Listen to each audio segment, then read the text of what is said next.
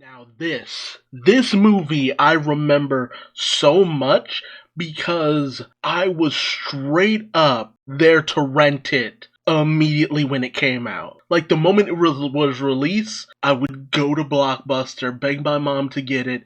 We'd rent it and I would watch it constantly because it was Batman Beyond and I loved Batman Beyond. And I must have watched this thing 20 times within the span of a year.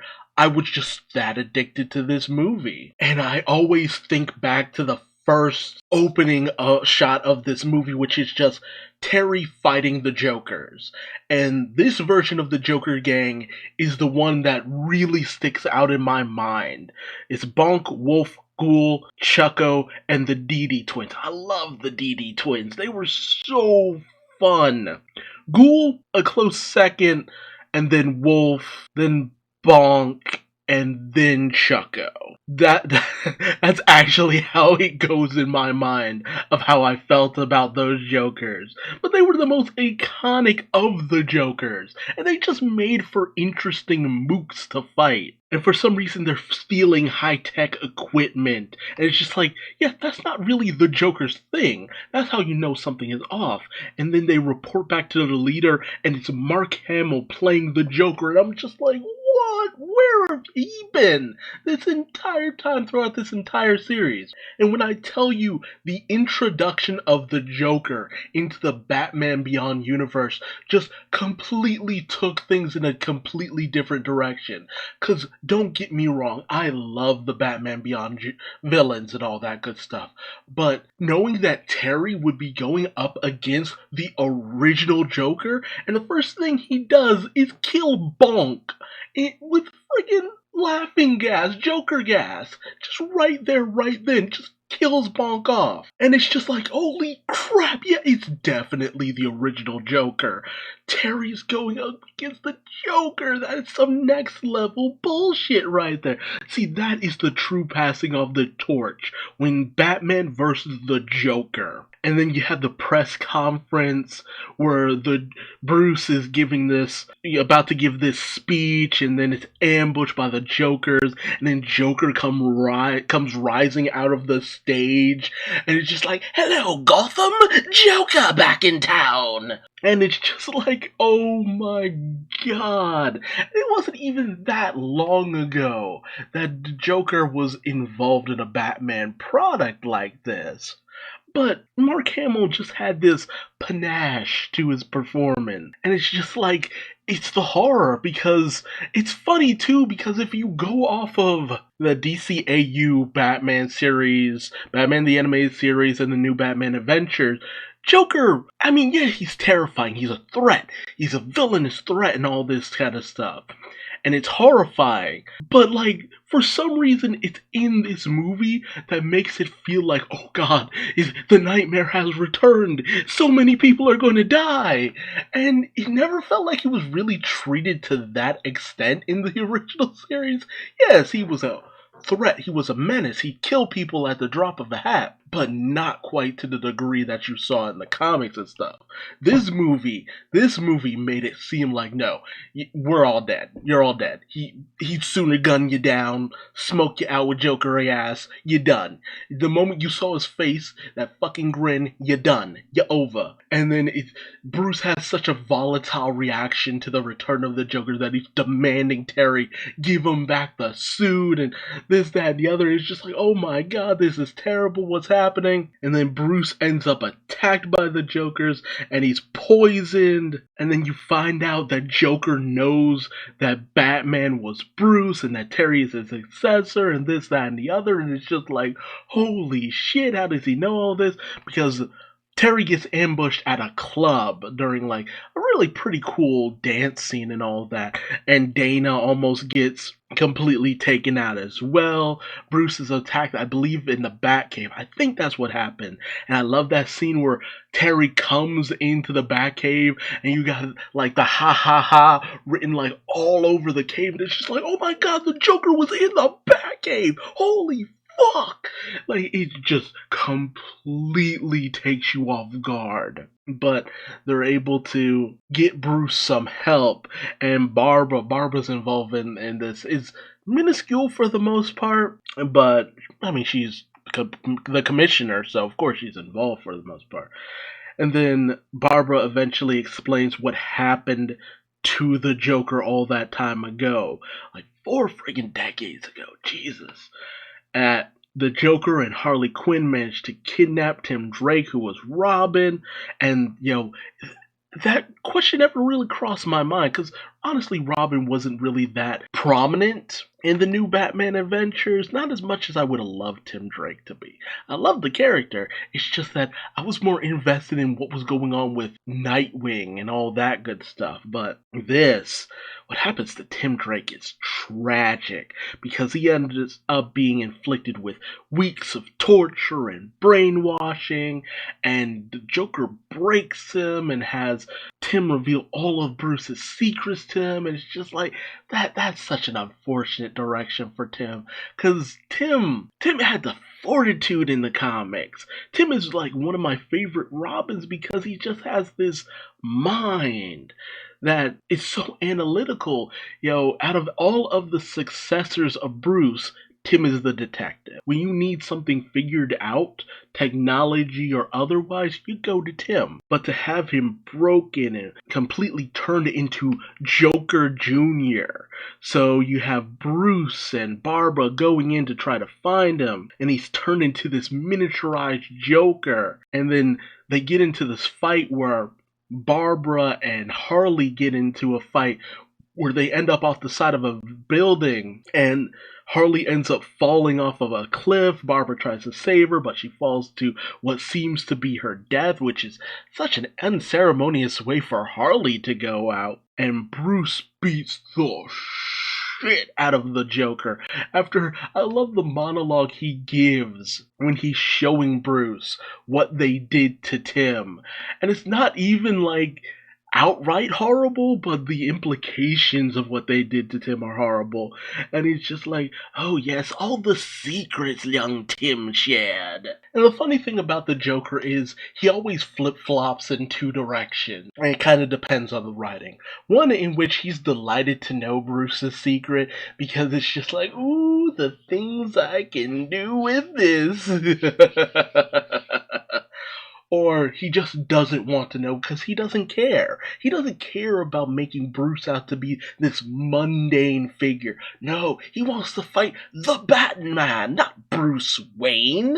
But I gotta get the quote right. It's true, Batsy. I know everything. And kinda like the kid who peeks at his Christmas present, I must admit it's sad anticlimactic. Behind all the strum and batarangs, you're just a little boy in a play suit, crying for mommy and daddy. It'd be funny if it weren't so pathetic. Oh, what the heck, I'll laugh anyway. Yes, oh my goodness. What a moment. It took me so off guard. It's like, it's the terrible future, but at the same time, it's just so delicious to watch because you just see everything going off the rails. Batman charges at the Joker, beats him down within an inch of his life, and then they get into this massive fight that ends in a standoff with Tim, Bruce, and the Joker. And depending on which version you saw, it went one of two ways. I mostly saw the edited version because there was some kind of shooting that had gone on, and so they censored it. They delayed the movie in order to censor it. And the censor was that ultimately Tim, in a last moment of defiance, pushes the Joker and he trips into all these wires and water and this, that, and the other, and ends up tripping and accidentally electrocuting himself, which is so dark. Like, yeah, shooting, yeah, that's you to get shot, but being electrocuted, that is oof, brutal. The other version is where Tim takes one of those bang guns where it's just like, yeah, pull the trigger and it just has a flag that says bang come out of it. But this actually had a projectile of that where it shoots out and just impales Joker in the heart. And you just have the flag come out and it just reads bang, and it's just like that's fucked. Like either way it's fucked. I don't know which one I feel the strongest about, because on the one hand Tim just outright shooting the Joker is all kinds of fuck. Because it's just like, well, you removed all his inhibitions and you were trying to get him to kill someone, and the person he chose to kill was you. Way to go, Joker. That is hilarious. On the other hand, it mostly makes it like the Joker died in the same way that Clayton from the Tarzan movie died, where it's just like, had you not struggled so much, you probably would have lived. But I actually kind of find it funnier where it's just like the Joker inadvertently kills himself. Like, I prefer there to be less blood on Tim's hands just to spare him to some degree. It's just like he was already tortured. I'm fine with him being half responsible for the Joker's death. Not fully. That is a little too much for me. But after that, Tim managed to recover and went into retirement and severed all ties with Bruce, which is just a reoccurring thing with a lot of the Bat family in the series. It's just like the direction that Bruce goes in, it's just like maybe he would have been better had he died in his 30s and 40s, all things considered, because everything else is just so tragic. So Terry eventually visits Tim and they talk about everything that has been going on, but while Tim might be a little bitter because of everything that happened, he's adamant about saying he has no involvement in the Joker's return. So Terry continues to investigates one of the executives at Wayne Enterprise that has some kind of involvement with Bruce and an outright hatred, but he is only conspiring with the Joker to have Bruce killed so he can take over. And the whole thing ultimately comes down to all the stuff that they were building was a way of controlling this energy beam weapon satellite from outer space. And I love that scene where, Terry is talking to Price on this yacht and the beam starts to just blast down and Terry has to escape with Price. It is such a savage escape. It's so cool. And Price ends up being turned over to police because of what he did. And then eventually, Terry realizes that when the Batcave was ransacked, the only costume that was destroyed was the Robin costume. So that makes him doubly feel that Tim has to be involved. Not to mention, Tim is an electronic engineer, and a lot of what the Jokers were stealing was equipment that would be able to hack into a military satellite. So that's another connection to Tim, which is ultimately unfortunate. And so when Terry goes to confront Tim, it's a trap, of course, set up in an abandoned candy factory, because of course it is. And you have an escape scene where Terry is escaping from the satellite that's just blasting energy from on high towards Terry. But they eventually get to a location where they fight the Jokers. It's actually Terry and Ace the Bat Hound, which ultimately in the comics, there is a version of this Ace where it's a completely black Great Dane, I believe. And Damien ends up renaming him Titus. And I'm just like, it's okay, but I prefer Ace. I prefer Ace the Bat Hound. And Ace, man, I always think of those promos for Batman Beyond where he's just like, good bad dog. That promo always sticks out in my head. Because Ace and Terry just completely demolish the Jokers. And Terry confronts the Joker and you find out some comic book bullshit that it actually is Tim, but because of this hidden microchip that has Joker's DNA in it that's somehow hidden behind Tim's ear. how that is even possible, how he never noticed that, how that was never detected or picked up or whatever, is beyond me. But it has some trigger that would flood Tim's DNA with the Joker's, overriding it completely, resurrecting the Joker in Tim's body. And he's on the verge of completely taking his body over. If that is not insult to injury for Tim. Like, if you're a big Tim Drake fan, I understand if you did not like this movie. I still enjoyed it for the most part, but man, I felt some kind of way about the shaft that Tim gets over the course of this movie. And they get into this pretty awesome fight. Terry versus the Joker. It's so cool. It's so fun. And the way that Terry manages to overcome the Joker by actually cracking jokes and fighting dirty. And I love how Joker's just like, Batman would never fight dirty. And it's just like, and Terry's just like, yeah, I know. I'm a different kind of Batman. And it's just like, yes, exactly. I love it. Yes, Tim. Love you, man. But the way he ends the Joker is he takes an electric buzzer that's got that like high voltage that it could damn near kill somebody. He just takes it, puts it to the microchip on the back of Joker's head, fries him. Boom, he's done.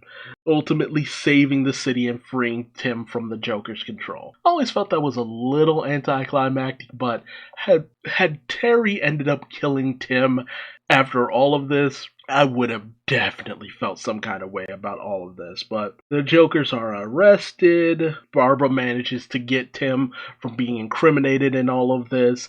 It's ultimately declared that the Joker died in the factory explosion or whatever because of the satellite and blah blah blah. We end up seeing the Dee-Dees get bailed out by their grandmother, who is none other than Harley Quinn, which raises so many questions.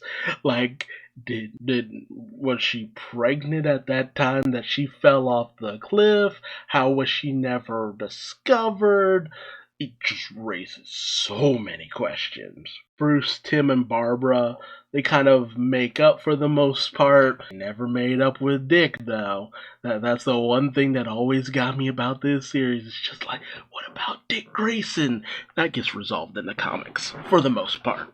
Kind of, sorta, a little bit. And Tim and Bruce are just like, yo, Terry is definitely a worthy successor to the Batman. Thus, ending the last bit of Batman Beyond story before we got the epilogue in Justice League Unlimited. But this was one of my favorite movies. It was just so intense. It was a great kind of follow up to Mask of the Phantasm because, it showed the future of Batman, that while Bruce's life didn't quite go in a positive direction, the future still has a Batman. He's still involved. He's training the next generation. He's making sure that Gotham will remain safe. Through all his failings, there is still the potential for a Batman who might be able to not go down the dark direction that Bruce did. Hopefully not make the same mistakes that Bruce did. But yeah, it really was, honestly, Mark Hamill's movie. Because it's just like the Joker really just stole this entire movie. And for good reason. We had plenty of time to get to know this older Bruce and the young Terry McGinnis and how they worked and how they did things. Seeing how the Joker's return came into play and how it affected them and how it changed them and how they struggled with it and how they kind of fell apart because of it, but were able to rise to the occasion, and how Terry was able to take him down and this, that, and the other. There were so many things to love about this movie, and I really did enjoy it from start to finish. Between Paul Dini, Bruce Timm, and the legendary Glenn Murakami, this was just a fantastic showing and a fun enough conclusion to the Batman Beyond storyline. The real true passing of the torch. But tell me, Did you watch The Return of the Joker? And what did you think about it? Did you enjoy it? Did you hate it? Did you feel like it was a great conclusion for Batman Beyond as a whole? Let me know in the comment section below. And if you like this video, please like, comment, subscribe, bell, all that YouTube stuff. And until next time, I've been Duuz-Diz-Din, and I will see you later. Bye-bye.